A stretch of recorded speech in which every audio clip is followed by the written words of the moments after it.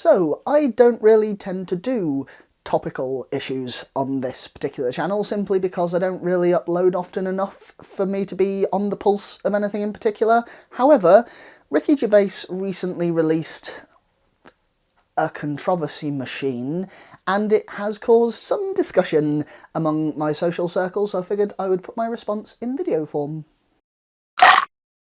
Gervais's first stand-up feature in years, called Humanity, came out on Netflix on the 13th of March. This completely passed me by, because I'm not a particular fan of his work, until one of my friends posted that he had seen it and enjoyed it, and that it raised some interesting points about offence and comedy. And this is a topic of much interest to me, so I was a bit bored and I thought I would watch it, so I did, and fuck me dead if it isn't just so much worse than I ever could have imagined. There are several parts of this show that have drawn criticism from the media and all around the internet. However, given that it's kind of what we do around here, I am going to focus on the 20-minute long sketch that he did surrounding transphobia. While hosting the 2016 Golden Globes, Ricky Gervais made a very controversial joke about Caitlyn Jenner, something which I didn't know about until I watched this feature, simply because I really don't follow either of their careers. In this show, he references the joke and says that people did misinterpret the joke. Making a joke about a trans person is not inherently transphobic, he says, so long as the joke itself is not about their transness. Alright, I thought, I'm with you so far. I mean, I am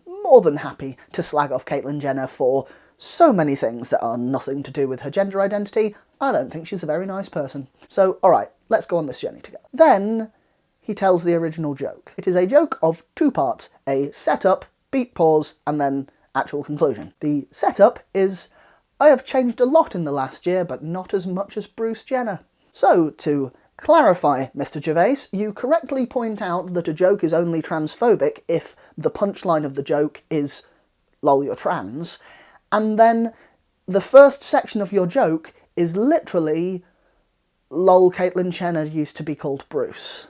The gag then continues that she has become a role model for trans people everywhere, but maybe not so much for women drivers, which is a reference to the fact that Caitlyn Jenner hit someone with her car and killed them. This, Gervais says, is the true punchline of the joke, and therefore the reason that the joke isn't transphobic. Now, even if that had been the end of the skit, that is already super sketchy. The gag is very clearly constructed in such a way that the setup itself is meant to elicit a laugh, and that laugh is purely off the back of, lol, she used to be a man. Like, that's your joke. Quite aside from that, from this point onwards, he takes what we can only really call the go big or go home approach. He says that he was informed on Twitter that the reason that this joke was transphobic is that he dead-named Caitlyn Jenner, which is to say, used the name that she had used before transition. Gervais then makes a big show of how he had never heard of this before, and now that he knows that he would never do that again and what a terrible thing it is, and then immediately proceeds to explain that that did used to be her name, and very visibly so in the public eye, and so it is perfectly reasonable for a person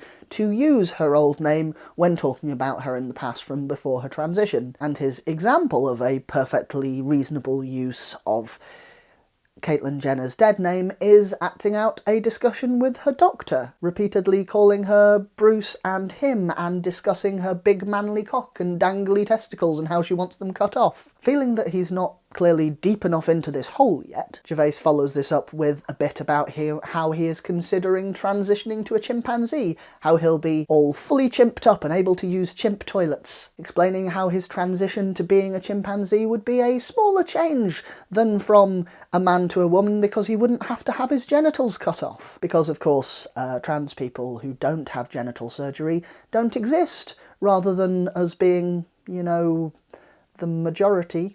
Bluntly, the entire 20-minute routine is a dumpster fire. I mean, Christ, that entire bit about the chimps? He could have literally skimmed that off a 12-year-old's forum post on 4chan, saying how he identifies as an attack helicopter now. This is not new material. I could only assume that what he was aiming for was to basically take the offence and just keep pushing it and pushing it and pushing it until it, like, cycles round and becomes a meta-narrative and all the way through grossly transphobic until you get round to okay again.